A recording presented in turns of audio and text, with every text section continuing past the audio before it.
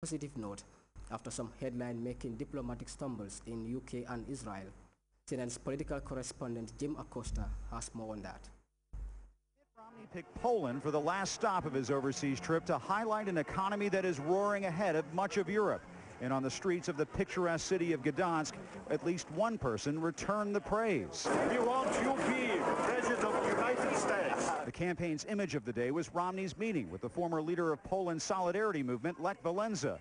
The country's biggest anti-communism icon gushed over Romney and seemed to take a dig at President Obama. And hope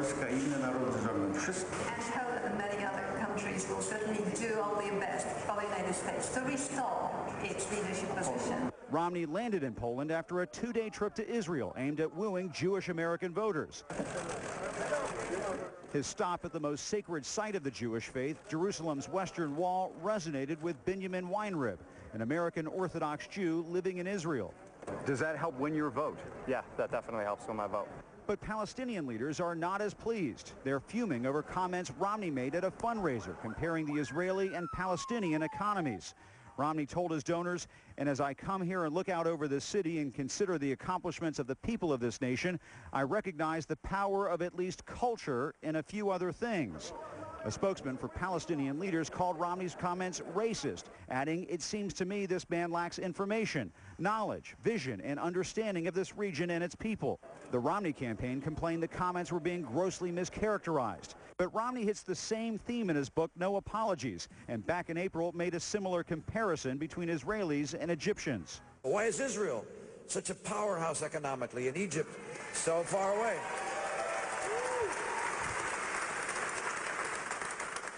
And then I read a book by a former professor. It was called The Wealth and Poverty of Nations. And after about 500 pages of analysis, he says roughly these words.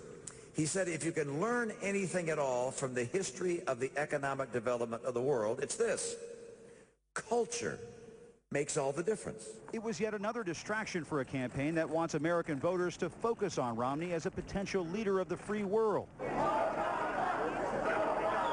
But escaping the campaign is never easy, even in Poland, where some fans of the current man in the White House chanted Obama.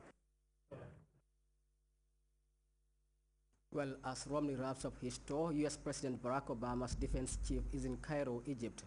Defense Secretary Leon Panetta is holding talks with newly elected Egyptian President Mohamed Morsi in Cairo.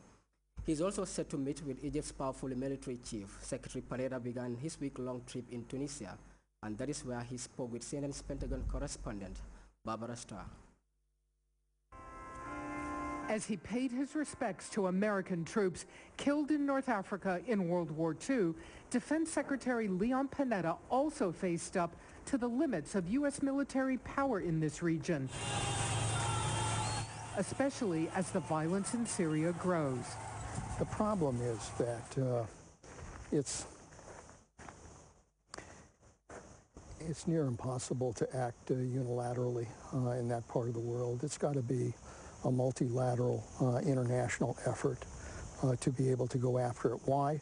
Because a lot depends, once Assad comes down, what is that country going to look like? Who can develop the kind of transition that is so important to ensuring that that country holds together? And that, frankly, has to be an international effort. For the first time, Panetta is talking in detail about how to keep a security structure in place in Syria when Assad is ousted or leaves. And the best way to preserve that kind of stability is to maintain as much of the military, the police as you can, along with the security forces, and hope that they will transition to a democratic form of government. That's the key.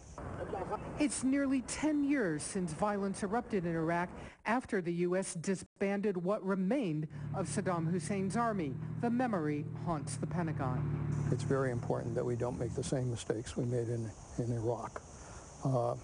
And that particularly when it comes to things like the chemical sites.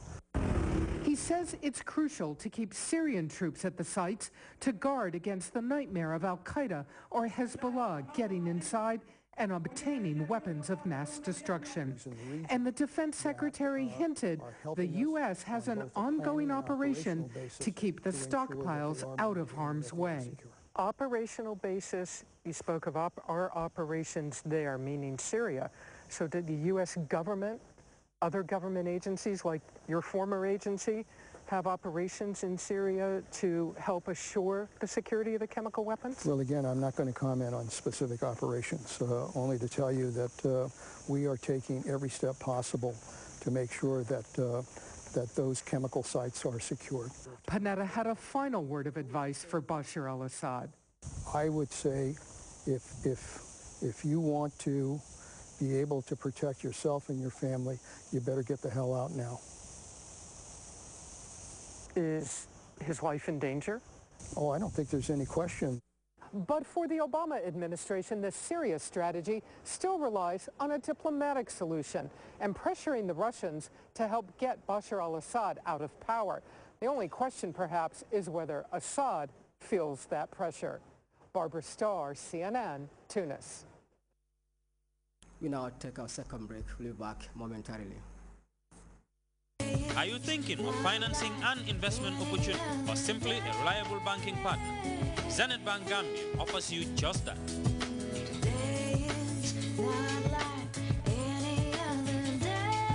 Zenith Bank, West Africa's biggest bank and financial service consortium, puts people first through excellent services and up-to-date technology.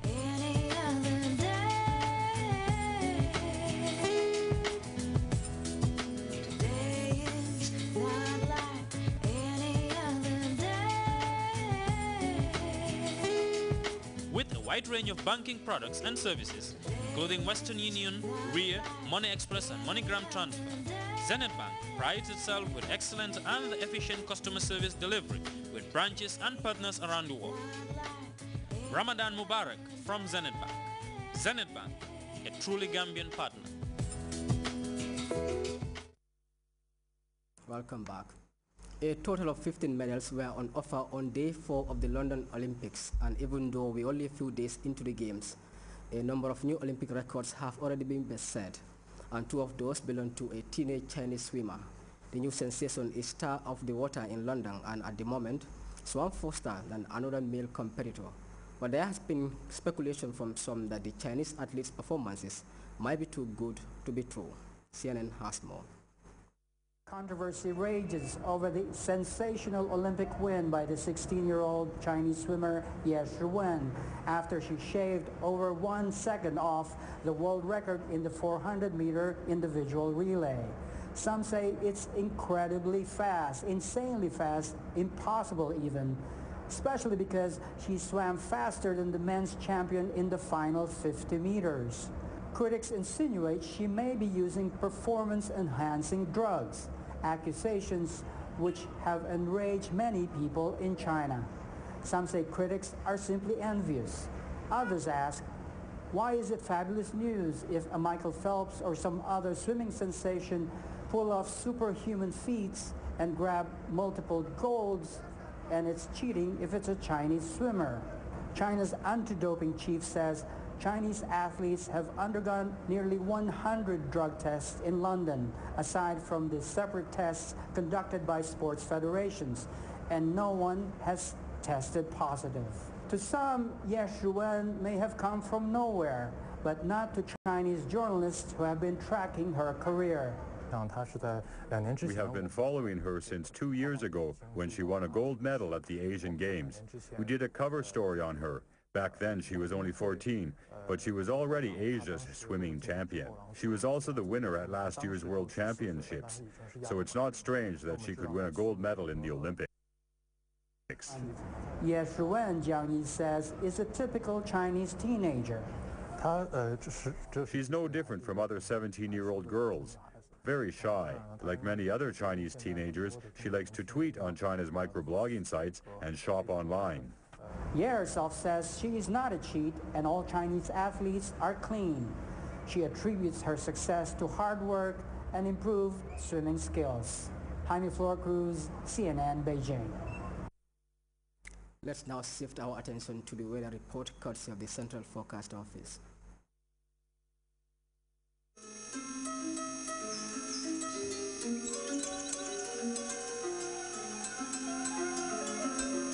The source assures us of a continuous flow And from there, everything follows.